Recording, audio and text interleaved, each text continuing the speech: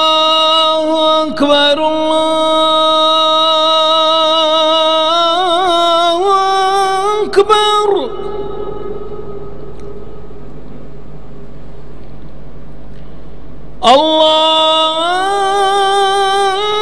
الله أكبر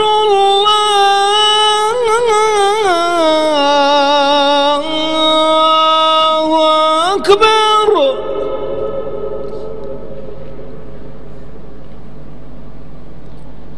أشهد أن لا إله إلا الله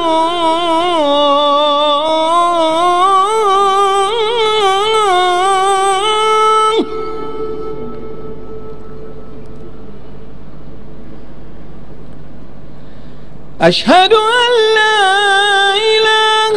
إلا الله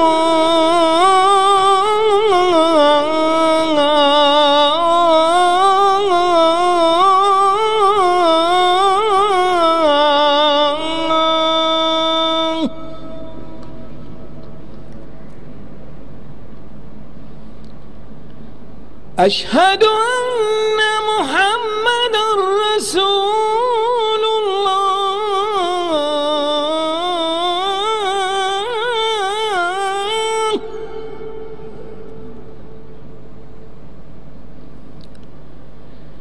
أشهد أن محمدًا رسول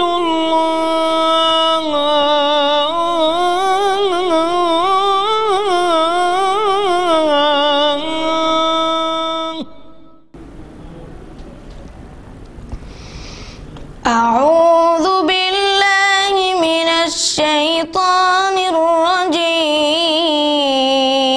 الرجيم بسم الله الرحمن الرحيم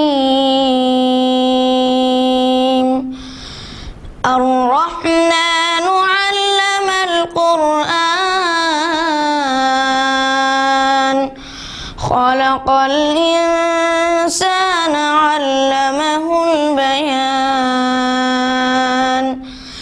الشمس والقمر بحسبان والنجم والشجر يسجدان والسماء رفعها ووضع الميزان ألا تطغوا في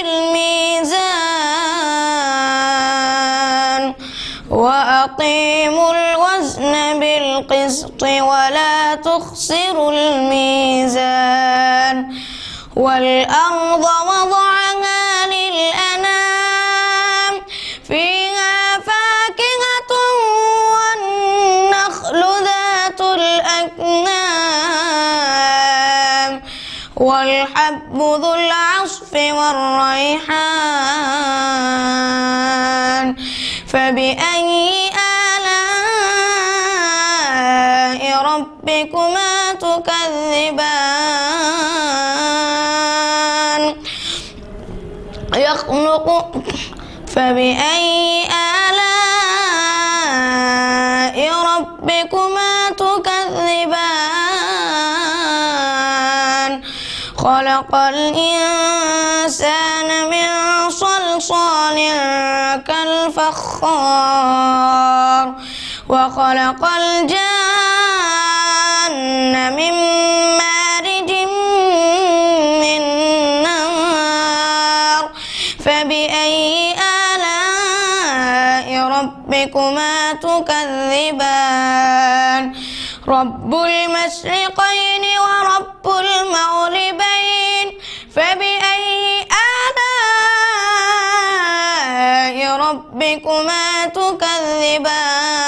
تكذبان مرج البحرين يلتقيان بينهما برزخ لا يبغيان فبأي آلاء ربكما تكذبان يخرج منهما اللؤلؤ والمرجان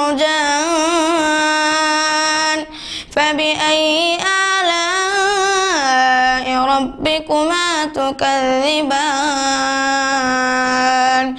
وله الجوار المنشآت في البحر كالأعلام فبأي آلاء ربكما تكذبان كل من عليها فان ويبقى وجه ربك ذو الجلال والإكرام فبأي آلاء ربكما تكذبان يسأله من في السماوات والأرض كل يوم هو في شأن فبأي آلاء ربكما تكذبان سنفرغ لكم أيها الثقلان فبأي آلاء ربكما تكذبان يا معشر الجن والإنس إن استطعتم أن تنفذوا من أقطار السماوات والأرض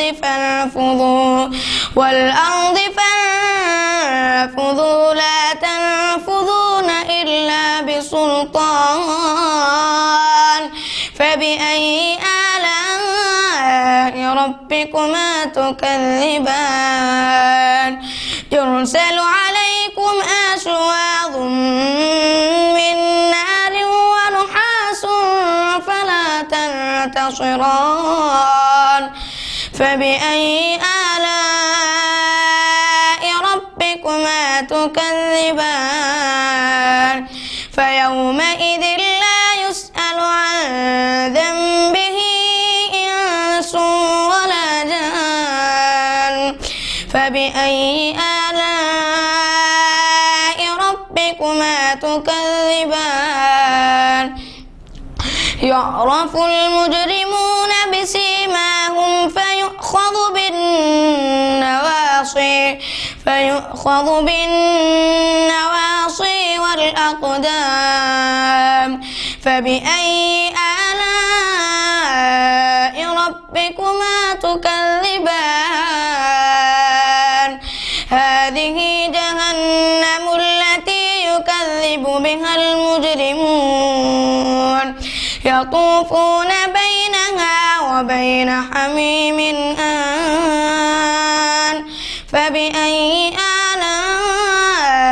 ربكما تكذبان ولمن خاف مقام ربه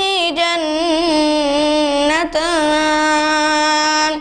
فبأي آلاء ربكما تكذبان ذواتا أفنان فبأي آلاء ربكما تكذبان فيهما عينان تجريان فبأي آلاء ربكما تكذبان فيهما من كل فاكهة زوجان فبأي آلاء ربكما تكذبان متكئين على فرش بطائنها من استبرق وجنى الجنتين دان فبأي آلاء ربكما تكذبان فيهن قاصرات الطرف لم يطمثهن إنس قبلهم ولا جان فبأي آلاء ربكما تكذبان كأنهن الياقوت والمرجان فبأي آلاء ربكما تكذبان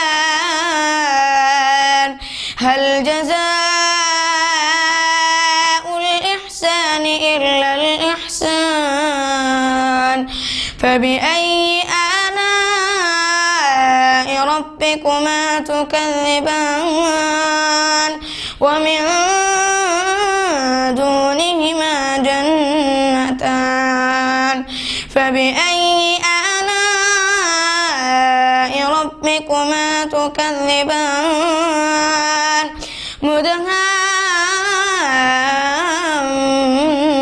مدهامتان فبأي آلاء ربكما تكذبان فيهما عينان نضاختان فبأي آلاء ربكما تكذبان فيهما فاكهة ونخل ورمان فبأي آلاء ربكما تكذبان فيهن خيرات حسان فبأي آلاء ربكما تكذبان حور مقصورات في الخيام فبأي آلاء ربكما تكذبان لم يطمثهن إنس قبلهم ولا جان فبأي آلاء ربكما تكذبان متكئين على رفرف خضر وعبقري حسان فبأي آلاء ربكما تكذبان تبارك اسم ربك ذي الجلال والإكرام.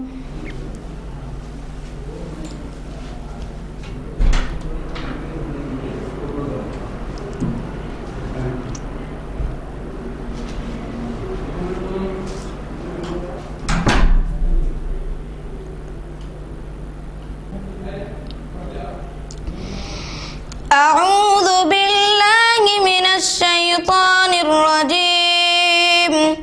بسم الله الرحمن الرحيم. الحمد لله رب العالمين الرحمن الرحيم مالك يوم الدين إياك نعبد وإياك نستعين اهدنا الصراط المستقيم صراط الذين أنعمت عليهم غير المغضوب عليهم ولا الضالين آمين.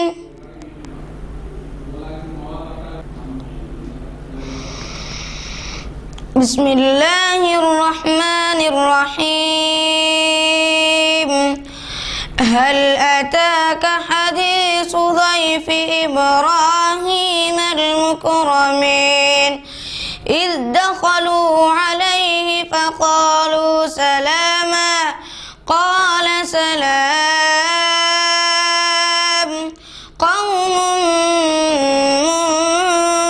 منكرون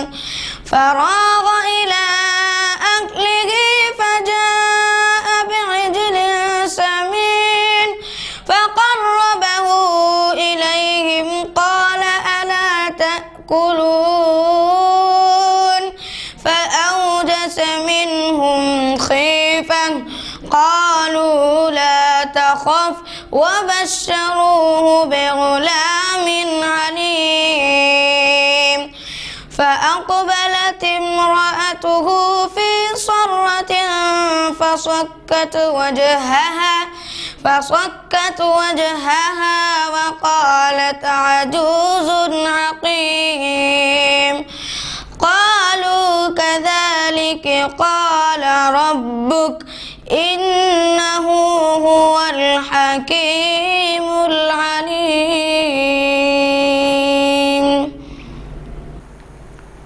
الحمد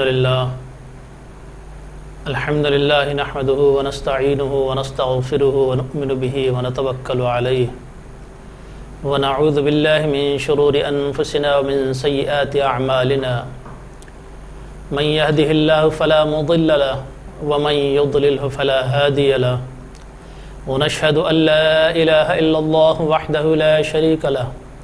ونشهد أن محمدا عبده ورسوله أرسله بالحق بشيرا ونذيرا. أما بعد فقد قال الله تعالى في القرآن المجيد والفرقان الحميد: أعوذ بالله من الشيطان الرجيم، بسم الله الرحمن الرحيم. يا أيها الذين آمنوا كتب عليكم الصيام كما كتب على الذين من قبلكم لعلكم تتقون. وقال تعالى: شهر رمضان الذي أنزل فيه القرآن هدى للناس وبينات من الهدى والفرقان. صدق الله العلي العظيم. وقال النبي صلى الله عليه وسلم: من صام رمضان إيمانا واحتسابا غفر له ما تقدم من ذنبه ومن قام رمضان إيمانا واحتسابا غفر له ما تقدم من ذنبه أو كما قال عليه الصلاة والسلام.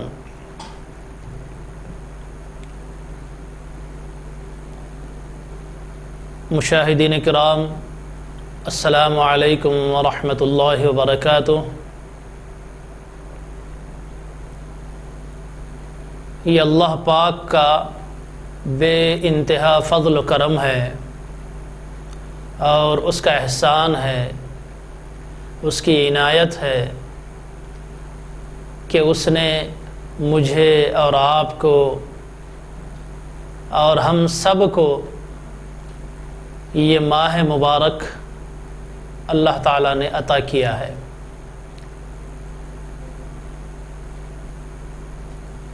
اس مہینے کی فضیلت، اس مہینے کی اہمیت، اس مہینے کی قدر و قیمت، اس مہینے کا مقام اللہ تعالیٰ نے بہت ہی اونچا رکھا ہے. آپ اور ہم اس بات سے اچھی طرح واقف ہیں کہ سال کے 12 مہینے ہوتے ہیں. ان 12 مہینوں میں رمضان کا جو مرتبہ ہے، رمضان کا جو مقام ہے، سب سے ہٹ کر ہے، سب سے جدا ہے. آپ نے کبھی یہ بات نہ دیکھی ہوگی نہ سنی ہوگی کہ بقیہ دیگر مہینوں کے سلسلے میں امت مسلمہ اتنی زیادہ انتظار کی کیفیت میں، بے چینی کی کیفیت میں، دنوں کے گننے کی کیفیت میں یہ کبھی نظر نہیں آتے. حالانکہ روزہ جیسے ہمارے اسلام کے ارکان میں سے ایک رکن ہے،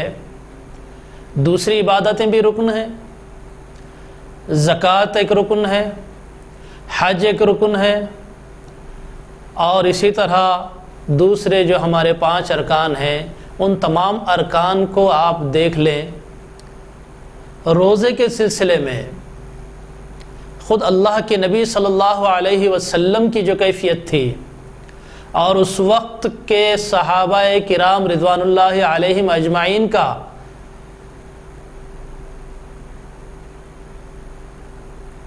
جو انتظار، بے چینی اور لمحہ بلمحہ گھڑیاں گننے کی کیفیت صحابہ کرام رضوان اللہ علیہم اجمعین کی جو ہمارے پاس احادیث میں، مطالعے میں، دیکھنے میں، پڑھنے میں اور سننے میں آتی ہیں، کسی اور مہینے کے اندر نظر نہیں آتی. خود اللہ کے نبی صلی اللہ علیہ وسلم کا یہ معمول رہا ہے. آپ صلی اللہ علیہ وسلم رمضان سے 2 ماہ قبل یعنی رجب کے مہینے ہی سے اس مہینے کا انتظار فرمایا کرتے تھے، اور نہ صرف انتظار کیا کرتے تھے بلکہ صحابہ کرام رضوان اللہ علیہم اجمعین کو توجہ دلایا کرتے تھے کہ لوگوں، بہت عظیم مہینہ آنے والا ہے، بابرکت مہینہ آنے والا ہے، خیر و خوبیوں والا مہینہ آنے والا ہے، ایسا مہینہ آنے والا ہے جس میں اللہ تعالی عبادات کا اجر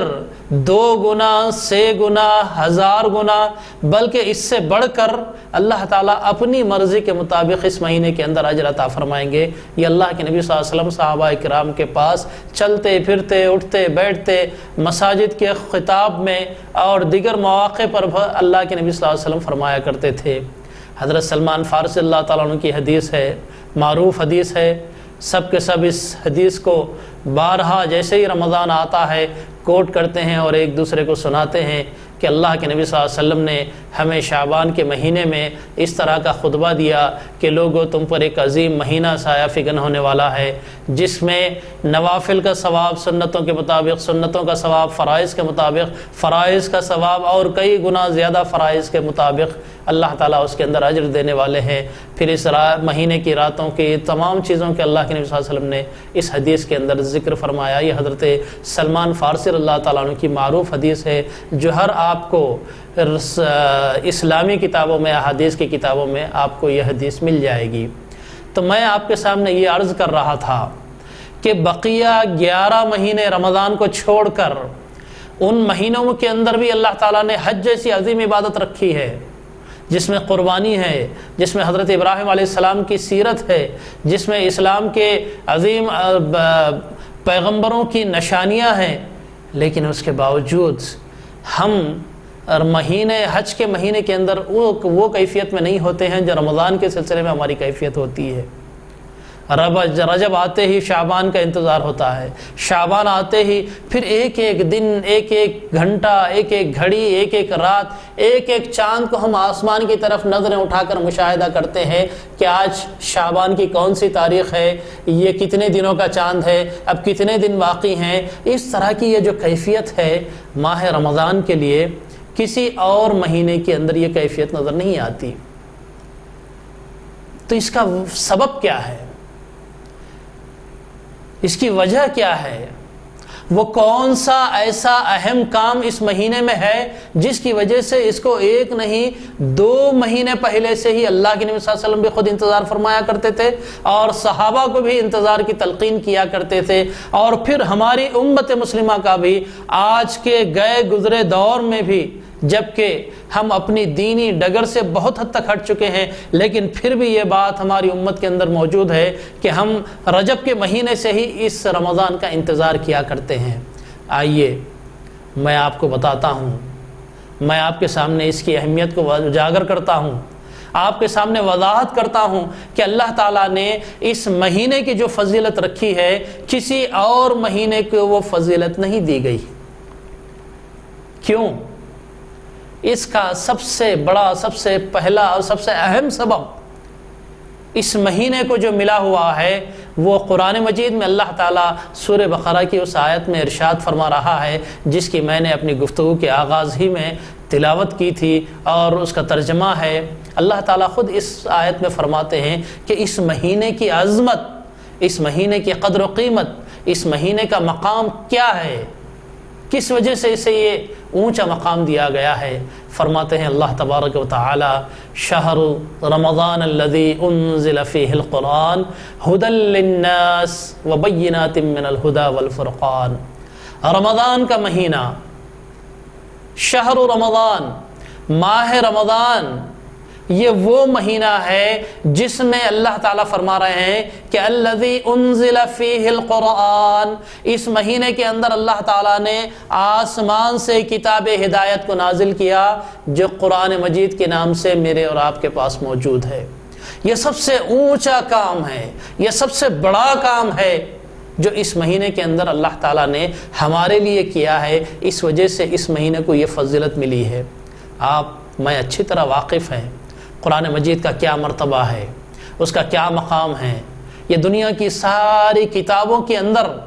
آسمانی کتابوں کے اندر بھی صحیح اور سچی اور حق پر رہنے والی کتاب ہے اور قیامت تک محفوظ رہنے والی کتاب ہے. اس کے اندر زیر و زبر کا بھی کبھی فرق آنے والا نہیں ہے. اور یہ وہ کتاب ہے جس کے بارے میں اللہ کے نبی صلی اللہ علیہ وسلم نے فرمایا ہے کہ اس کتاب کے ذریعے سے، یہ جو کتاب ماہ رمضان میں نازل کی گئی ہے، اس کتاب کے ذریعے سے اللہ تعالیٰ ان اللہ یرفع بہذا الکتاب اقواما ویضع بہ آخرین، اللہ تعالیٰ اس کتاب کے ذریعے سے، اس کتاب ہدایت کے ذریعے سے، اس نظام حیات کے ذریعے سے، اس نظام شریعت کے ذریعے سے، یہ اللہ تعالیٰ کے احکام کے مجموعے کے ذریعے سے یرفع بہ اقواما، بہت ساری قوموں کو، ملتوں کو اللہ تعالیٰ نیچے سے اٹھا کر آسمان تک پہنچاتا ہے، بلندی عطا کرتا ہے، سرفرازی عطا کرتا ہے، نیازمندی عطا کرتا ہے، اور پھر اس دنیا کے اندر ان کا غلبہ، ان کا ولولہ، ان کا بول بالا، ان کا تغلب اور ان کا دبدبہ اس کائنات پر قائم رہے گا.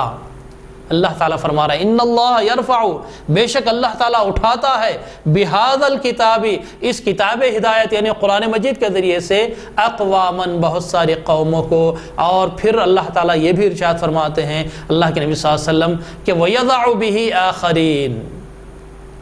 اور یہی کتاب ہدایت ہے جس کے ذریعے سے بہت سارے لوگوں کو پستی ملتی ہے، ذلت ملتی ہے، خار مذلت میں ان کو ڈھکیل دیا جاتا ہے. کیوں؟ اس کتاب کو چھوڑنے کی وجہ سے، اس پر عمل نہ کرنے کی وجہ سے. وَيَضَعُ بِهِ آخَرِينَ، اللہ تعالیٰ بہت ساری قوموں کو اس کے ذریعے سے نیست و نابود کر دیتا ہے، مذلت، ذلت انہیں عطا کرتا ہے، خاری انہیں عطا کرتا ہے. علامہ اقبال رحمۃ اللہ علیہ نے اسی بات کو ارشاد فرمایا تھا کہ وہ معزز تھے زمانے میں مسلمان ہو کر، اور ہم خوار ہوئے تارک قرآن ہو کر. قرآن کو چھوڑنے سے، قرآن مجید کو چھوڑنے سے، اس پر عمل پیرا نہ ہونے سے، اس کے احکام کو قبول نہ کرنے سے دنیا میں قوموں کا انجام صرف اور صرف تباہی ہے، ذلت ہے، بربادی ہے. اور وہ آخری مقام ہے جو دنیا میں کسی قوم کو دیا جاتا ہے، وہ آخری مقام اس قوم کو ملے گا جو اللہ تعالیٰ کی اس کتاب ہدایت کو چھوڑ دیتی ہے. حاضرین محترم، یہی وہ بڑا سبب ہے، یہی وہ بڑا کام ہے اس مہینے کے اندر کہ اللہ تعالیٰ نے آسمان دنیا پر وہ کتاب ہدایت کو مکمل کا مکمل اس مہینے میں نازل فرمایا. انزل فیہ القرآن کے الفاظ اللہ تعالیٰ نے استعمال فرمائے ہیں کہ اس مہینے کی قدر و قیمت کا سبب، اس مہینے کی تعریف کا سبب، اس مہینے کی تقدیس کا سبب، اس کی بزرگی کا سبب یہ ہے کہ اس مہینے میں اللہ تعالیٰ نے قرآن مجید کو آسمان دنیا پر نازل فرمایا ہے. آئیے ایک اور زاویے سے نظر ڈالتے ہیں. اللہ تعالیٰ نے دنیا میں ہم انسانوں کے لیے زندگی گزارنے کے لیے، اپنے غلوں کو پیدا کرنے کے لیے، ارزاق جسے کہتے ہیں ہم، غلہ اردو میں جسے کہتے ہیں، وہ چیزیں جسے استعمال کر کے، جسے کھا کر، جس کے ذریعے سے انسان دنیا میں زندہ رہتا ہے، چاہے وہ پھل لے لیں، چاہے وہ میوے لے لیں، چاہے وہ ڈرائی فروٹس لے لیں، چاہے آپ کے اناج کے دانے لے لیں، اناج کی فصلیں لے لیں، جو ہم سال بھر ایک زراعت کرنے والا، ایک کھیتی باڑی کرنے والا زمین کے اندر ہل جوت کر ان کھیتوں کو، لہلواتی ہوئی فصلوں کو تیار کرتا ہے. میں نے اور آپ نے اس موسم پر غور کیا ہے کہ ابھی ہم موسم سرما سے پہلے موسم بارش کے اندر ہیں اس وقت، اور اللہ تعالیٰ سے دعا گو ہیں کہ اللہ تعالیٰ ہمیں بارش جیسی نعمت بھی عطا فرمائے، اور اس کے لیے مجھے اور آپ کو دعا گو بھی ہونا چاہیے. تو اللہ تعالیٰ نے ہم انسانوں کی ارزاق کے انتظام کے لیے، اس زمین کے، اس کائنات کے چلنے کے لیے اللہ تعالیٰ نے موسموں کو مقرر کیا ہے. گرما چلچلاتی دھوپ والا ہوتا ہے، سرما ٹھٹرنے والی سرد ہواؤں والا ہوتا ہے، بارش میہ برسانے والی، رحمت برسانے والی بارش کا موسم ہوتا ہے. تو یہ موسم جو اللہ تعالیٰ نے مقرر کیے ہیں وہ ہم انسانوں کی زندگیوں کو گزارنے کے لیے، ہم انسانوں کی زندگیوں کو سنوارنے کے لیے، ہم انسانوں کے پیٹ بھرنے کے لیے جن اشیاء کی ضرورت ہے ان ضرورتوں کا انتظام، ان اشیاء کا انتظام ان موسموں کے ذریعے سے ہوتا ہے۔ ابھی میں اور آپ موسم گرما سے جب گزر رہے تھے، آپ نے بھی محسوس کیا ہوگا، میں نے بھی اس بات کو محسوس کیا ہے کہ ہمارے شہر کی گلیاں، ہمارے شہر کے راستے بالکل بعض اوقات سنسان ہو جا رہے تھے، خالی نظر آ رہی تھی روڈیں۔ وہ راستے جن پر بغیر ہارن بجائے انسان گزرنا ناممکن تھا، ایسے راستے بھی رمضان میں چلچلاتی دھوپ کی وجہ سے، سورج کی تمازت کی وجہ سے، گرمی کی تپش کی وجہ سے سب کے سب اپنے اپنے گھروں میں بیٹھے ہوئے تھے۔ اکا دکا وہ انسان جن کو بہت ہی اشد ضرورت ہے، ضروری کام ہے، وہی لوگ راستوں پر نظر آ رہے تھے، ورنہ سارے کے سارے راستے دوپہر کے اوقات میں بالکل خالی اور سنسان نظر آ رہے تھے۔ لیکن اللہ تعالیٰ کا رحم ہے، اس کا فضل ہے، اس کی عنایت ہے کہ آج موسم تھوڑا سا بہتر ہوا ہے۔ ابھی جو پچھلی 2 بارشیں ہوئی ہیں بالکل موسم بدل گیا ہے، تغیر آ گیا ہے، تبدیلی آ گئی ہے موسم کے اندر۔ وہ گرمی کہیں ختم ہو چکی ہے، اب جو موسم ہے اتنا تو قابل برداشت ہے کہ راہ چلتے چلتے ہمیں ٹھنڈی ہوائیں محسوس ہوتی ہیں۔ تو حاضرین محترم، جس طرح اللہ تعالیٰ نے ہمارے جسم کی تربیت کے لیے، ہمارے بدن کی تربیت کے لیے، ہمارے زندہ رہنے کے لیے یہ موسموں کو مقرر کیا ہے، بارش اور سرما اور گرما، اسی طرح اللہ تعالیٰ نے ایک موسم ہمیں ایسا عطا کیا ہے جس میں ہماری روح کی سیرابی ہوتی ہے، ہماری روح کو غذا ملتی ہے۔ اور پھر یہی نہیں، روح کی غذا کے ساتھ ساتھ ہم انسانوں کو اللہ تعالیٰ نے ایک ایسا موسم عطا کیا ہے جس میں اس کی بخشش، اس کی مغفرت، اس کی کیا کہتے ہیں کہ عنایتیں بالکل عام ہیں ہر ایک کے لیے۔ اللہ کے نبی صلی اللہ علیہ وسلم کی حدیث مجھے یاد آ رہی ہے، وہ معروف حدیث، وہ مشہور حدیث جس میں اللہ کے نبی صلی اللہ علیہ وسلم نے رمضان کو 3 حصوں میں تقسیم کیا اور فرمایا کہ اولہ رحمہ، کہ پہلا دہا، پہلے 10 دن، شروع کے 10 ایام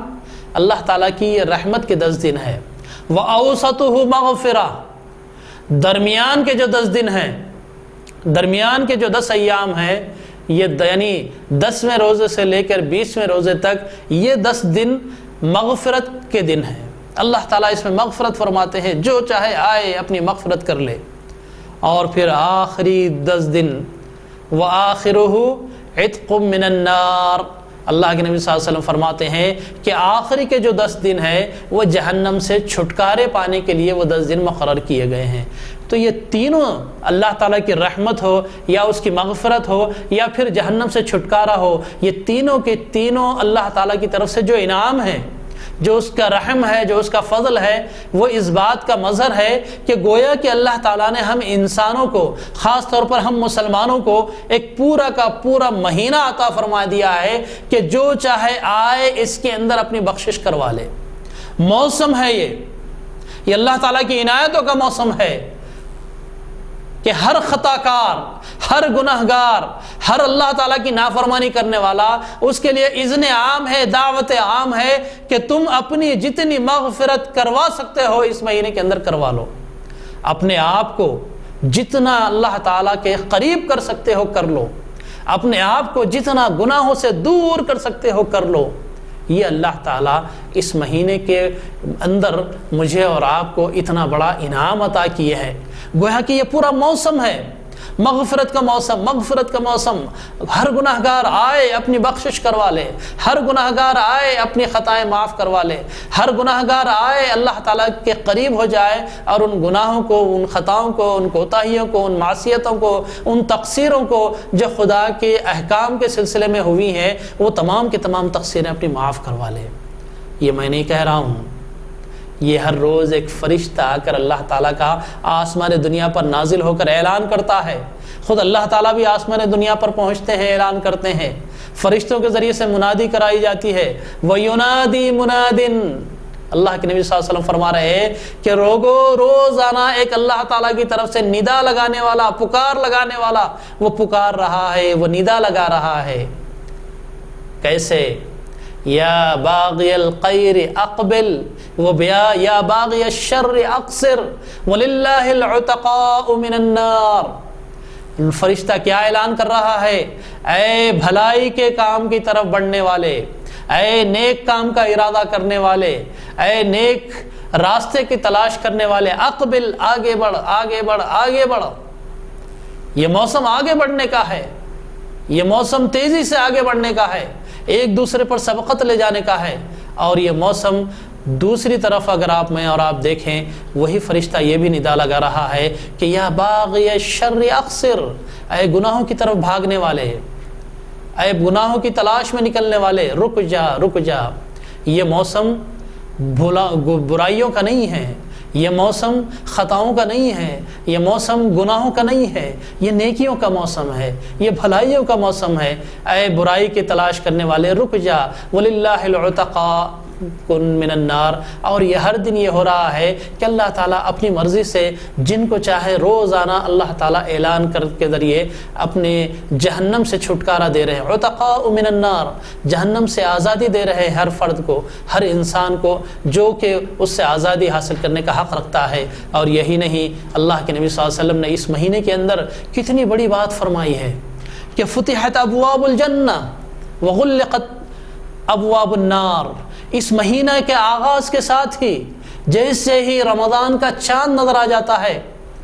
جیسے ہی ماہ رمضان کا آغاز ہوتا ہے، اللہ کے نبی صلی اللہ علیہ وسلم فرماتے ہیں کہ اس مہینے کے آغاز کے ساتھ ہی جنت کے دروازے کھول دیے جاتے ہیں، کھول دیے جاتے ہیں تمام عالم اسلام کے لیے،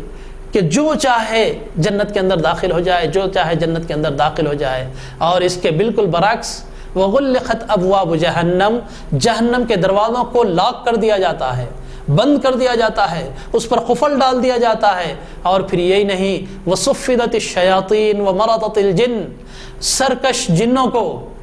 اور شیاطین کو اللہ تعالیٰ کہتے ہیں، اللہ کے نبی صلی اللہ علیہ وسلم، کہ زنجیروں سے جکڑ دیا جاتا ہے، انہیں باندھ دیا جاتا ہے کہ اس موسم میں وہ باہر نہ نکلے، مسلمانوں کو بہکائے نہیں، مسلمانوں کو پھنسائے نہیں، اپنے جال میں بلائے نہیں، بلکہ اس موسم کو اللہ تعالیٰ نے چونکہ نیکیوں کا رکھا ہے، یہ مہینہ مکمل کا مکمل کامل مہینہ نیکیوں کا مہینہ ہے، اس لیے اللہ کے نبی صلی اللہ علیہ وسلم نے فرمایا کہ فتحت ابواب الجنہ وغلقت ابواب جہنم، کہ جنت کے دروازے کھول دیے جاتے ہیں اور جہنم کے دروازوں کو بند کر دیا جاتا ہے۔ اور پھر اسی طرح شیاطین کو اور جنوں کو اس مہینے کے اندر اللہ کے نبی صلی اللہ علیہ وسلم فرماتے ہیں کہ ان کو جکڑ دیا جاتا ہے، وہ نکل نہیں پاتے ہیں، وہ انسانوں کو، مسلمانوں کو بھٹکانے کے قادر نہیں ہوتے ہیں، لیکن اس کے باوجود اگر کوئی غلطیاں ہو رہی ہیں تو پھر وہ ہماری اپنی کوتاہی ہے، اس میں شیطان کا دخل کم ہے، ہماری اپنی تقصیر اس میں مبتلا ہے، ہم اپنی تقصیر کی وجہ سے، اپنی کوتاہی کی وجہ سے وہ گناہوں کے اندر ملوث ہو رہے ہیں۔ حاضرین محترم، یہ دوسری بات تھی، یہ دوسرا سبب تھا کہ اس مہینے کی جو فضیلت ہمارے سامنے اللہ تعالیٰ نے بیان کی ہے، اللہ کے نبی صلی اللہ علیہ وسلم نے، ایک تو وہ کہ اس مہینے کے اندر اللہ تعالیٰ نے قرآن مجید کو نازل کیا ہے، اور دوسری وہ کہ اللہ تعالیٰ نے اس مہینے کے اندر مغفرت کو عام رکھا ہے۔ جو خطا کار ہے، کتنا بھی بڑا گناہ ہو، کتنی بھی اس کی خطائیں ہوں، پہاڑ جیسی اس کی غلطیاں ہوں، تب بھی وہ آئے اور اپنی بخشش کروا لے، مغفرت عام ہے اس مہینے کے اندر۔ اور ایک زاویہ سے ہم اس مہینے پر نظر ڈالتے ہیں تاکہ ہمیں معلوم ہو، تاکہ ہمیں اس مہینے کے سلسلے میں اس بات کی وضاحت ہو جائے اور ہمارا دل مطمئن ہو جائے کہ یہ کتنا بڑا مہینہ ہے، کتنی عظمت والا مہینہ ہے، کتنی قدرت والا مہینہ ہے، کتنے اونچے مرتبے والا یہ مہینہ ہے۔ وہ دوسری بات جو میں آپ کے سامنے عرض کرنا چاہ رہا ہوں، میں نے اور آپ نے غور کیا ہے، اللہ کے نبی صلی اللہ علیہ وسلم نے جو احادیث ہمارے سامنے بیان کی ہیں، ان احادیث میں ایک ایک چیز کو کھول کر اللہ کے نبی صلی اللہ علیہ وسلم نے بیان کر دیا ہے۔ فرماتے ہیں اللہ کے نبی صلی اللہ علیہ وسلم، لَخَلُوفُ فَمِ الصَّائِمِ اطیب عند اللہ من ریح المسک، ایک یہ حدیث ہے۔ دوسری حدیث ہے، کل عمل ابن آدم یضاعف الحسنۃ بعشر امثالها الى 700 ضعف الا الصوم فانه لی وانا اجزی به۔ اللہ کے نبی صلی اللہ علیہ وسلم کی دو حدیثوں کا متن میں نے آپ کے سامنے پڑھا ہے۔ اس میں اللہ کے نبی صلی اللہ علیہ وسلم فرما رہے ہیں، دیکھیے اس مہینے کا جلال، اس مہینے کا انعام، اس مہینے کا اکرام۔ فرماتے ہیں اللہ کے نبی صلی اللہ علیہ وسلم کہ بندہ اگر 1 روپیہ خرچ کرتا ہے، ایک نیک کام کرتا ہے، تو اللہ کے نبی صلی اللہ علیہ وسلم فرماتے ہیں، حدیث قدسی ہے کہ اللہ تعالیٰ فرماتے ہیں اس ایک کام کا بدلہ اور اس ایک کام کی جزا اس کے 1 روپیے سے لے کر 10 روپیے تک اس کو جزا مل سکتی ہے۔ پھر اور اس کا خلوص اور اس کی نیت اور اس کے ارادے اگر مضبوط ہیں، اس کی کیفیت کو دیکھتے ہوئے اللہ تعالیٰ اس اجر کو بڑھاتا ہے کہاں تک؟ الی 700 ضعف، 700 نیکیوں کے برابر۔ یعنی 1 روپیہ فی سبیل اللہ آپ خرچ کرتے ہیں تو اس کا اجر، اس کا بدلہ اللہ تعالیٰ فرماتے ہیں کہ اس کا بدلہ 700 روپیوں تک، 700 نیکیوں تک ہو سکتا ہے۔ لیکن یہ تمام دوسری نیکیوں کے بارے میں ہے، نمازیں ہیں، صدقات ہیں، عطیات ہیں، فطرات ہیں، اور وہ دوسری بہت ساری نیکیاں جو ہم روزے کو چھوڑ کر کرتے ہیں، ان تمام نیکیوں کے بارے میں ہے۔ لیکن اللہ تعالیٰ فرما رہے ہیں کہ الا الصوم، روزے نہیں۔ یہ ماہ رمضان یہ نیکیوں کے لیے نہیں ہے۔ 1 روزے کا 10 روزوں کا بدلہ نہیں ملے گا، 1 روزے کا 700 روزوں کا ثواب نہیں ملے گا، بلکہ اللہ تعالیٰ فرما رہے ہیں کہ یہ روزوں کی عبادت ایسی عبادت ہے کہ اس کو گن کر نہیں دیتے ہیں ہم۔ 1 10 20 100 50 200 500 700 ایسے نہیں دیا جائے گا۔ الا الصوم، اس روزے کو الگ رکھ دیجئے، یہ رمضان کی عبادت کو الگ رکھ دیجئے۔ فَإِنَّهُ لِي وَأَنَا أَجْزِي بِهِ، اللہ تعالیٰ فرما رہے ہیں کہ یہ خاص میرے لیے عبادت ہے۔ بندہ جو عبادت کر رہا ہے، بندہ جو روزہ رکھ رہا ہے، وہ خاص میری عبادت ہے اور میں ہی اس کا اجر دوں گا۔ حاضرین محترم، تھوڑا سا ہم دنیاوی نقطہ نظر سے نظر ڈال کر دیکھیں۔ اگر کوئی یہاں کا بادشاہ، آپ کا، ہمارا ہندوستان کا وزیر اعظم اگر یہ اعلان کر دے کہ یہ کام کوئی کرے گا تو میں اس کو اپنے مطابق بدلہ دوں گا، اپنے مطابق اس کا انعام دوں گا، تو ہم تو خوش ہو جاتے ہیں کہ بادشاہ اگر اعلان کر رہا ہے تو وہ کام کرنے سے پتہ نہیں کتنا بڑا اس کا اجر ملے گا، کتنا بڑا اس کا بدلہ ہمیں ملے گا، کتنا بڑا اس کے بارے میں ہمیں خزانہ ملے گا، کیا کیا ہم سوچ لیتے ہیں۔ لیکن یہ بادشاہوں کا بادشاہ، یہ کائنات کا خالق، یہ ساری دنیا کا مالک، جو بادشاہوں کو کرسیاں دیتا ہے اور اتارتا ہے، چڑھاتا ہے اور نیچے اتارتا ہے، سارے خزانوں کی کنجیاں اس کے ہاتھ میں ہیں۔ وَلِلَّهِ خَزَائِنُ السَّمَاوَاتِ وَالْأَرْضِ، زمین و آسمان کے سارے خزانے اس کے ہاتھ میں ہیں، اور وہ اعلان کر رہا ہے کہ یہ جو عبادت ہے، رمضان کی عبادت، روزوں کی عبادت، یہ عبادت سب سے ہٹ کر عبادت ہے، لہٰذا اس کا بدلہ میں خود دوں گا۔ تو آپ اور میں تصور نہیں کر سکتے، ہمارا ذہن، ہماری یادداشت، ہمارا علم، ہماری یہ گننے کی صلاحیتیں وہاں پر ختم ہو جاتی ہیں۔ کوئی کیلکولیٹر دنیا کا ایسا نہیں ہے جو خدا کے دیے ہوئے بدلے کو گن سکے یا ناپ سکے، یہ ناممکنات میں سے ہے۔ یہ ہماری دنیاوی کیلکولیٹر، دنیاوی ہماری گنتیاں وہاں ختم ہو جاتی ہیں جہاں سے اللہ تعالیٰ کے انعام و اکرام کا آغاز ہوتا ہے۔ اس لیے اللہ تعالیٰ نے فرمایا کہ الا الصوم، روزے ایسی عبادت نہیں ہے، روزہ میرے لیے ہے۔ وہ کیوں؟ اللہ تعالیٰ نے اس کی وضاحت بھی کر دی ہے، اور پھر میں اور آپ بھی اس بات سے اچھی طرح واقف ہیں کہ نماز میں پڑھ رہا ہوں،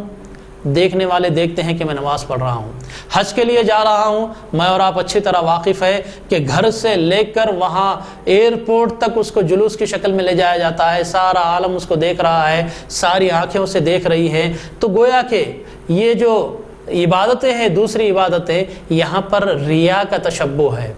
یہاں دکھاوے کا تشبہ ہے۔ تھوڑا سا محسوس ہوتا ہے کہ اگر تھوڑی بھی انسان غفلت میں آ جائے تو وہ ریاکاری میں مبتلا ہو جائے گا۔ لیکن روزے میں میں اور آپ غور کریں، صبح سے لے کر شام تک، سحر کی جب اذان ہوتی ہے، سحرن ہوتا ہے، وہاں سے لے کر افطار تک، اگر ایک بندہ بند کمرے میں، اپنے گھر میں، تنہائی میں، خلوت میں، اکیلے میں، وہ اگر کچھ کھانا چاہے تو کھا سکتا ہے، کوئی انسانی آنکھ نہیں دیکھ رہی ہے، کوئی دنیاوی کیمرہ اس پر لگا ہوا نہیں ہے۔ لیکن بندہ صبح سے شام تک بھوک کو برداشت کرتا ہے، پیاس کو برداشت کرتا ہے، بڑی تکلیف میں رہتا ہے، اور اس کے چہرے سے محسوس ہوتا ہے کہ یہ انسان صبح سے روزے دار ہے، بھوک اور پیاس میں مبتلا ہے۔ لیکن کسی روزے دار کی مجال ہے کہ سحر کے اذان ہو جانے کے بعد سیرن ہو جانے کے بعد ان کھانے پینے کی طرف نظر بھی ڈالے، اور پھر کسی مسلمان کی مجال ہے کہ دسترخوان پر افطار کے انواع و اقسام کی اشیاء سجی ہوتی ہیں، کئی قسم کی نعمتیں ہمارے دسترخوانوں پر ہوتی ہیں، لیکن کسی کی مجال ہے کہ افطار سے قبل، اس کے وقت سے قبل، سیرن سے قبل، اذان سے قبل کوئی آگے بڑھ کر کوئی ایک دانہ بھی اپنے منہ میں رکھ لے یا چک لے،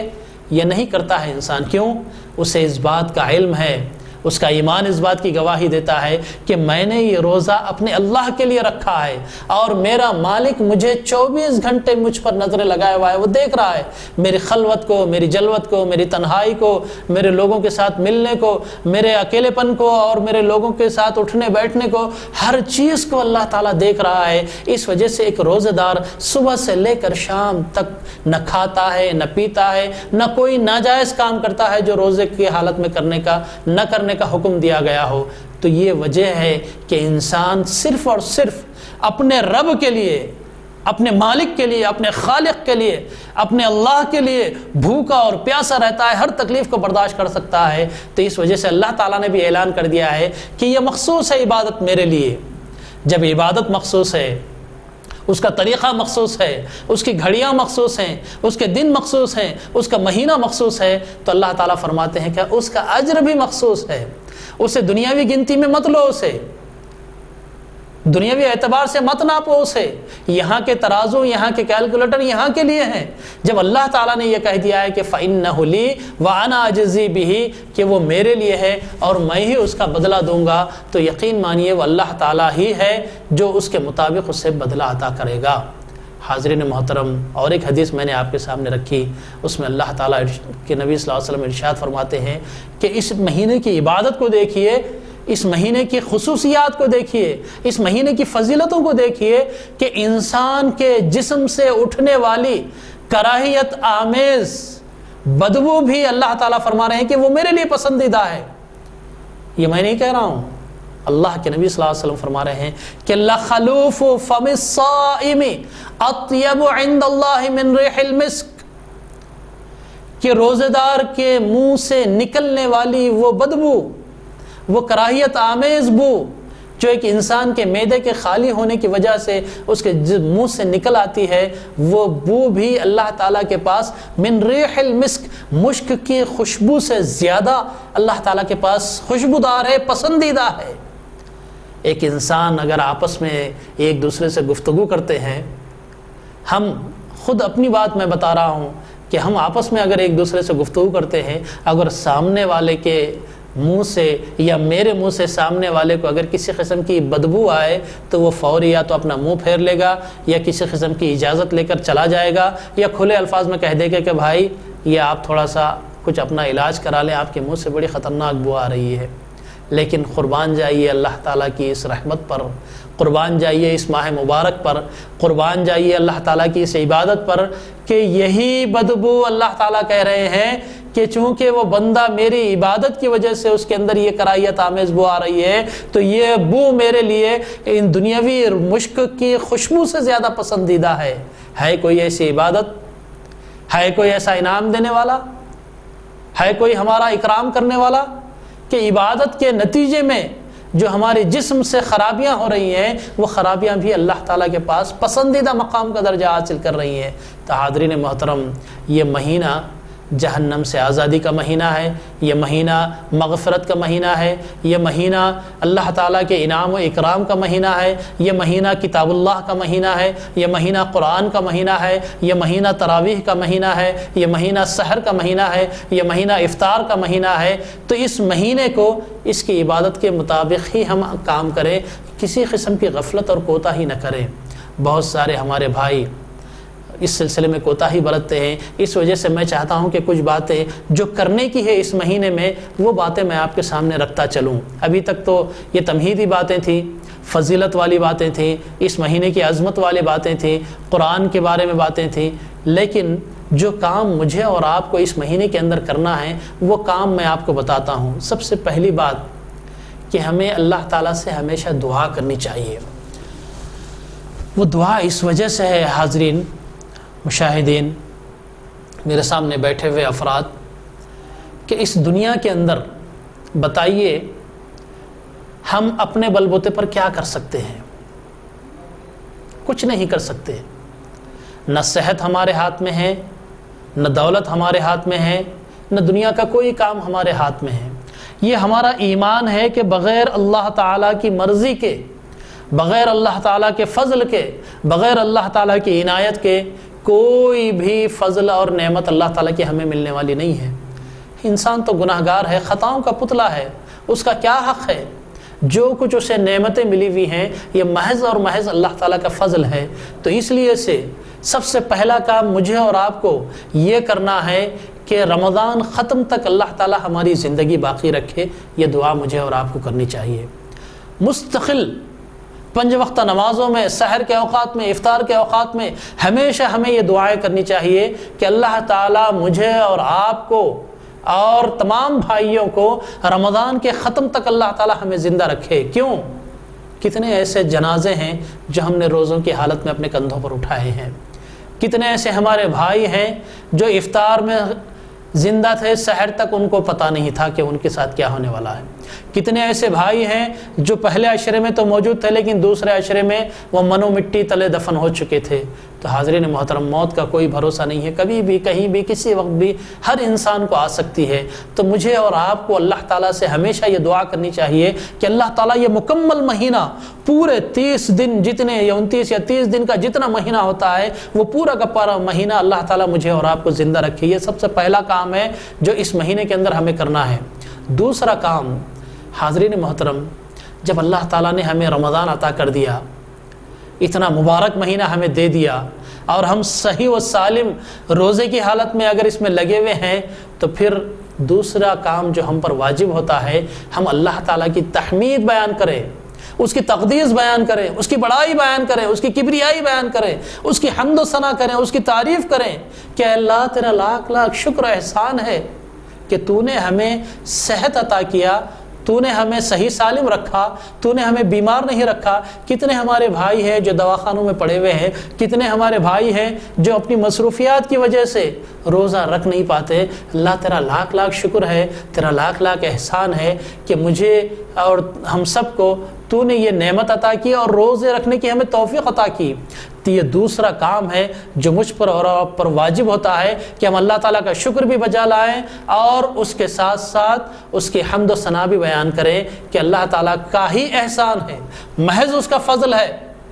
کہ ہمیں یہ نعمت ملی ہوئی ہے. اگر اللہ تعالیٰ کا احسان نہ ہو، اس کا فضل نہ ہو، تو کیا ہماری بساط ہے، کیا ہماری وقات ہے، کیا ہماری اہمیت ہے، کیا ہماری صلاحیت ہے، ہم کیا حاصل کر سکتے ہیں؟ اگر اللہ تعالیٰ منٹوں کے اندر ہمیں بیمار کرنا چاہے تو کوئی دنیا کا ایسا ڈاکٹر ہے جو ہمیں اس بیماری سے روک سکے؟ دعوے بہت ہیں، دواخانے بہت ہیں، دوائیں بہت ہیں، لیکن اس کی مرضی کے بغیر نہ بیماری آ سکتی ہے نہ بیماری دور ہو سکتی ہے. تو پھر ہم کیوں نہ اس کا شکر بجا لائیں کہ اس مہینے کو بھی اس نے عطا کیا اور ہمیں روزے رکھنے کی اس نے توفیق عطا کی. یہ دوسرا کام ہے جو مجھے اور آپ کو اس مہینے کے اندر کرنا ہے. تیسرا کام جو اللہ کے نبی صلی اللہ علیہ وسلم کی سنت بھی ہے اور مسلمانوں کے لیے یہ فخر کی بھی بات ہے کہ یہ جو عبادت اسے ملی ہوئی ہے، اس عبادت کا اثر اس کے چہرے سے نظر آئے، وہ خوش و خرم اس رمضان میں نظر آئے. اللہ کے نبی صلی اللہ علیہ وسلم رمضان کے آغاز سے پہلے ہی صحابہ کرام کے درمیان خوشی خوشی سے تذکرہ کیا کرتے تھے کہ لوگو کتنا مبارک مہینہ آنے والا ہے. خوشی کا اظہار آپ صلی اللہ علیہ وسلم کے چہرے مبارک سے دمکتا تھا. آپ کا روشن چہرہ چہرے انور سے یہ روشنی جھلکتی تھی، معلوم ہوتا تھا کہ آپ صلی اللہ علیہ وسلم کو اس عبادت کی خوشی محسوس ہو رہی ہے. تو مجھے اور آپ کو اس بات کا بھی کام کرنا چاہیے کہ ہمارے چہروں سے نہ صرف سرما نظر آئے، نہ صرف ہمارے سر پہ تاج نظر آئے، نہ صرف ہمارے جسم پر لباس نظر آئے، اسلامی لباس، اس کے ساتھ ساتھ ہمارے ان چہروں پر اس رمضان کی خوشی محسوس ہونی چاہیے. دیکھنے والے یہ کہیں کہ ہاں بھائی دیکھو اس سے روزے کی کتنی خوشی ہو رہی ہے،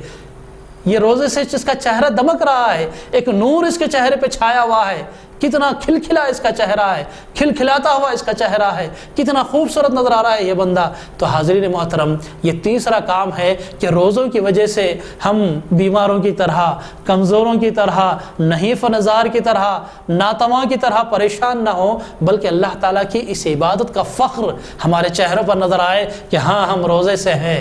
اللہ تعالیٰ نے ہمیں اتنی قوت برداشت عطا کی ہے، اللہ تعالیٰ نے ہمیں اتنی عظیم کیا کہتے ہیں کہ عبادت عطا فرمائی ہے، اور اتنی صلاحیت ہمیں عطا کی ہے کہ ہم ایک نہیں دو نہیں بعض مقامات پر 18-20 گھنٹے کا روزہ ہے۔ تو اللہ تعالیٰ کی یہ توفیق ہی ہے کہ ایک انسان عام دنوں میں 2 گھنٹے برداشت نہیں کر سکتا، تھک جاتا ہے، پیاس کے مارے برا حال ہوتا ہے، لیکن یہاں 15 گھنٹے، آج ہندوستان کا روزہ 14 سے 15 گھنٹوں کا یہ جو روزہ ہو رہا ہے، تو یہ اللہ تعالیٰ کی محض اس کی عنایت بھی ہے کہ ہم اس قابل ہوئے ہیں کہ اس کو برداشت کر سکیں، تو اس کا اثر ہمارے چہرے سے نظر آئے، ہم خوشی محسوس کریں، لوگوں کو بھی اس کا احساس ہو کہ ہاں اس بندے کو روزے کی خوشی محسوس ہو رہی ہے۔ چوتھا اور ضروری اور اہم کام جو مجھے اور آپ کو کرنا ہے، میں نے اس بات کا خاص طور پہ ہر رمضان میں مشاہدہ کرتا ہوں، دیکھتا ہوں، ہماری شہر کی تاجر برادری، ہوٹل والی برادری، کپڑے والی برادری، چپل اور جوتوں والی برادری، اور وہ دوسری وہ تمام چیزیں، چوڑیاں، گوٹا اور جو کچھ ہم انسان استعمال کرتے ہیں، ہماری خواتین استعمال کرتی ہے، اور اس کے ساتھ ساتھ کرانہ ہے، چاول ہے، سویاں ہے، یہ ساری کی ساری اشیاء کے بیچنے والوں کو آپ نے دیکھا کہ رمضان سے 1 مہینہ پہلے سے اس کا منصوبہ بناتے ہیں، اس کی اسکیم بناتے ہیں، اس کی پلاننگ کرتے ہیں کہ ہم کہاں سے مال اٹھائیں، کب جائیں، کب آئیں، کتنا مال کا کب آرڈر دیں، رمضان کے درمیان میں کیا منگائیں، رمضان کے اختتام پہ کیا منگائیں، رمضان کے آغاز میں کیا منگائیں۔ یہ ساری کی ساری تاجر برادری آپ دیکھ رہے ہیں کہ ہر طرح کی تیاری انہوں نے کی ہوئی ہے۔ ابھی 1 مہینہ پہلے سے کوئی گجرات میں ہے، کوئی کلکتہ میں ہے، کوئی دلی میں ہے، کوئی بامبے میں ہے، یعنی جہاں جہاں سے جو چیزیں خریدی جا سکتی ہیں وہ خریدی کے لیے ہماری شہر کی پوری تاجر برادری وہاں پر گئی ہوئی ہے، اور وہ خرید کر واپس بھی آ چکے ہیں۔ تو میں آپ کے سامنے یہ عرض کرنا چاہ رہا ہوں کہ ہماری یہ دنیا کے کام، ہماری یہ تجارتیں، ہماری یہ ملازمتیں، ہماری کھیتی باڑی، کسان بھی بارش سے پہلے سے ہی اپنی زمین کو تیار کرتا ہے، ہل جوتتا ہے، اس کو صاف کرتا ہے، اس میں کھاد ڈالتا ہے، اس کو ناگر کشی کرتا ہے، اس کو بکھرتا ہے، جو کام کرنے ہیں وہ بارش سے پہلے سارے کام کر دیتا ہے۔ تو حاضرین محترم، ایک کسان اپنی زراعت کے لیے اہتمام کر سکتا ہے، ایک تاجر اپنی تجارت کے لیے پلاننگ کر سکتا ہے، ایک ہوٹل والا اپنی ہوٹل کے لیے ہر طرح کی پلاننگ کر سکتا ہے، ایک ملازمت کرنے والا اپنی ملازمت کے سلسلے میں پورا کا پورا منصوبہ تیار کرتا ہے کہ میں کب اٹھوں، کب بیدار ہوں، کب جاؤں، کیا کروں۔ بتائیے ایک مومن، ایک مسلمان اتنے عظیم مہینے کے لیے اگر وہ اپنی پلاننگ نہیں کرتا ہے، اپنی منصوبہ بندی نہیں کرتا ہے، تو بتائیے کیا وہ رمضان کا حق ادا کر پائے گا؟ کیا وہ حق ادا کر پائے گا؟ نہیں۔ آپ کا بھی جواب یہی ہوگا، میرا بھی جواب یہی ہے کہ جو مومن بھائی، مسلمان بھائی میرا، چاہے وہ مرد ہو یا خاتون، اگر انہوں نے رمضان کے سلسلے میں اپنی پلاننگ نہیں کی، منصوبہ تیار نہیں کیا، اور سارا کا سارا مہینے کو اس کا نظام الاوقات اگر ترتیب نہیں دیا، تو پھر وہ چلو ادھر کو ہوا ہو جدھر کی، اس طرح تو سب مسلمانوں کے ساتھ اٹھیں گے بیٹھیں گے، لیکن صحیح جو فائدہ اٹھانا ہے اس مہینے سے، وہ مکمل فائدہ وہ لوگ حاصل نہیں کر پائیں گے۔ کیوں؟ کہ انہوں نے منصوبہ نہیں بنایا، انہوں نے اس سلسلے میں کوتاہی کی، اپنی پلاننگ تیار نہیں کی۔ تو مجھے اور آپ کو کرنے والا ایک کام یہ بھی ہے کہ پورے مہینے کا ہم منصوبہ تیار کریں، کب اٹھیں گے، کب آرام کریں گے، نماز کہاں پڑھیں گے، تراویح ہماری کہاں ہوگی، اور پھر تلاوت کس وقت کریں گے، سحر اور افطار کے اوقات ہمارے کیا ہوں گے، اور کس طرح ہم اپنا یہ پورا کا پورا مہینہ ترتیب دینا ہے، اس طرح ہمیں ترتیب دینا پڑے گا۔ زکوٰۃ ہے، صدقات ہے، خیرات ہے، اور بہت سارے وہ کام جو ہم اس مہینے میں کرتے ہیں، اس کے لیے مکمل پلاننگ کرنی ہوگی۔ اگر ہم نے اس منصوبہ بندی سے کام نہیں کیا تو پھر اس رمضان کا ہم حق ادا نہیں کر سکتے۔ یہ چوتھا کام تھا جو مجھے اور آپ کو کرنا ہے۔ پانچواں کام جو سب سے اہم اور ضروری ہے، وہ ہے ہماری اپنی نیتیں، ہمارا اپنا عزم، ہمارا اپنا حوصلہ کہ ہم کتنے روزے رکھیں گے، کیسے روزے رکھیں۔ بہت سارے بھائیوں کو میں دیکھتا ہوں، کچھ روزے رکھتے ہیں، کچھ روزے چھوڑ دیتے ہیں، کچھ تراویح پڑھتے ہیں، کچھ تراویح میں غافل ہو جاتے ہیں، کچھ نمازیں پڑھتے ہیں، کچھ نمازوں سے محروم ہو جاتے ہیں۔ اور ہماری مسجدوں کا بھی حال ہم دیکھتے ہیں کہ شروع کے دنوں میں ماشاءاللہ بھری پوری ہوتی ہیں، کہیں جگہ نہیں ملتی، اور آخری دنوں میں پورے کی پوری مسجد ہمیں خالی نظر آتی ہے۔ تو اس کا سبب کیا ہے؟ اس کی وجہ کیا ہے؟ اس کا سبب اور اس کی وجہ یہ ہے کہ رمضان کے شروع میں جو ہم ارادہ کرتے ہیں، جو عزم کرتے ہیں، جو نیت کرتے ہیں، وہ ہماری نیتیں ادھوری ہوتی ہیں۔ ہم پوری مکمل نیت نہیں کرتے ہیں، پورا عزم کے ساتھ، پورے حوصلے کے ساتھ کہ ہاں میں یہ کام پورے مہینے کروں گا، اللہ کے لیے میں پورے مہینے کے روزہ رکھوں گا، اللہ کے لیے میں پوری تراویح کا اہتمام کروں گا، اللہ کے لیے میں پوری نمازوں کا پڑھوں گا، اللہ کے لیے میں پوری کلام مجید کی تلاوت کروں گا، اس کا ترجمہ پڑھوں گا، اس میں تفسیر پڑھوں گا، اس میں غور و فکر کروں گا، اس میں علماء کے مسائل جانوں گا، علماء کے سامنے بیٹھ کر معلومات حاصل کروں گا۔ یہ شروع کے اندر اگر ہم نے نیت نہیں کی تو پھر اس مہینے کے اندر ہمیں مشکل ہی سے صحیح استفادے کا موقع ملے گا۔ یہ عزم ہے ہمارا،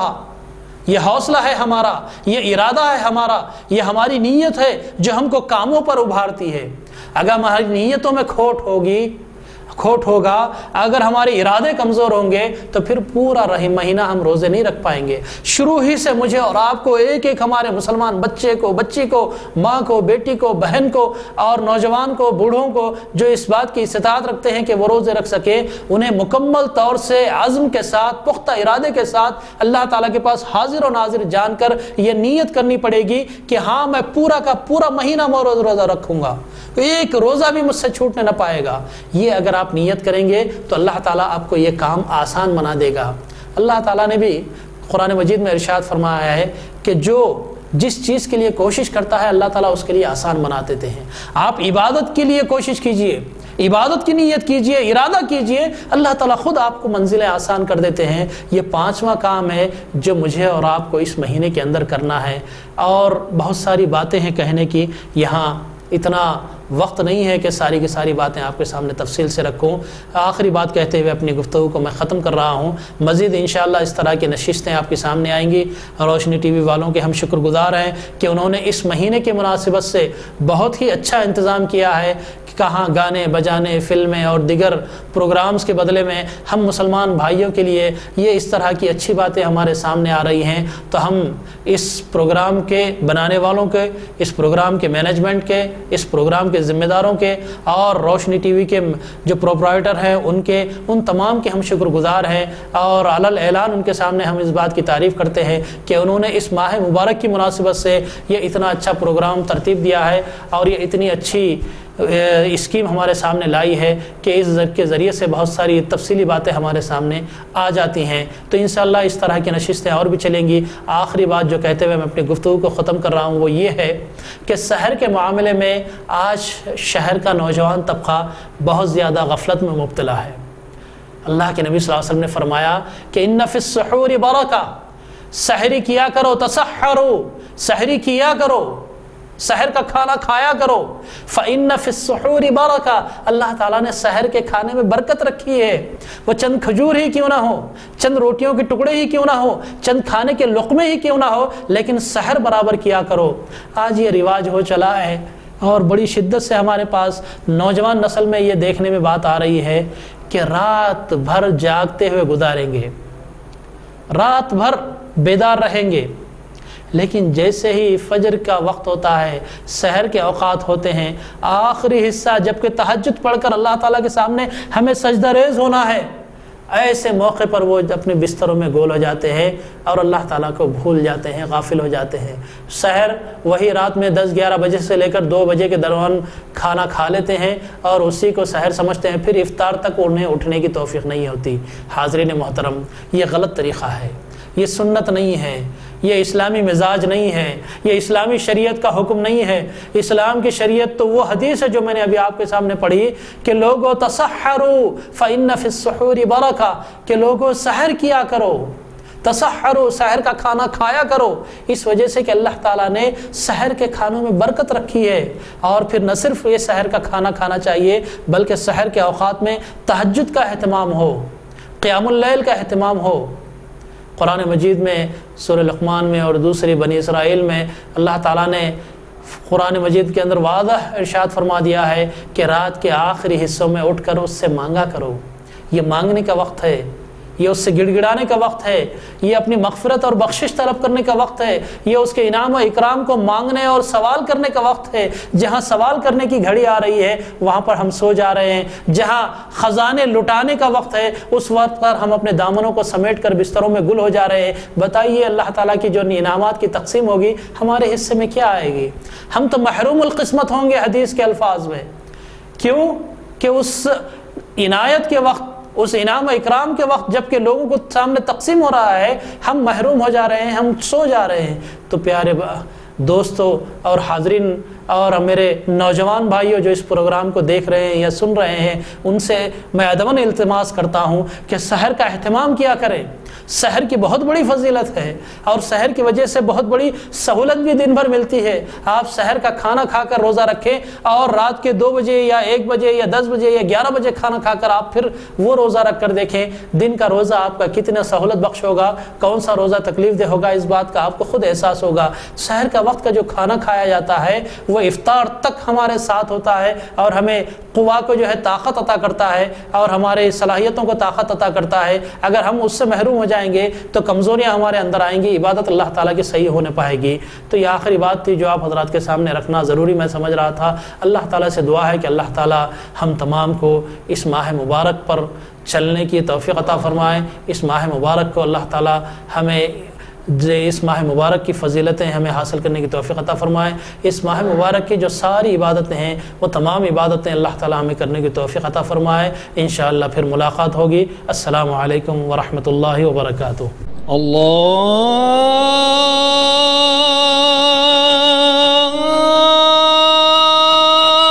اکبر اللہ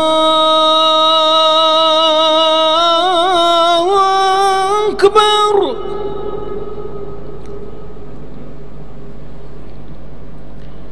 اللہ اکبر اللہ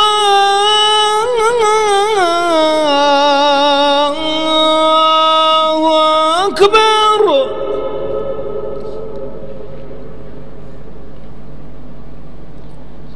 اشہد ان لا الہ الا اللہ.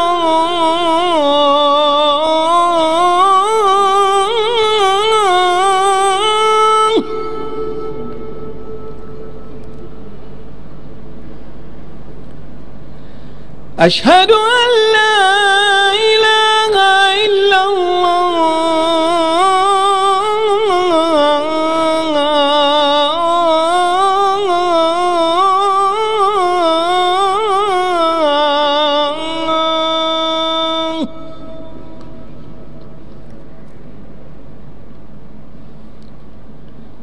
اشہد ان محمد رسول اللہ.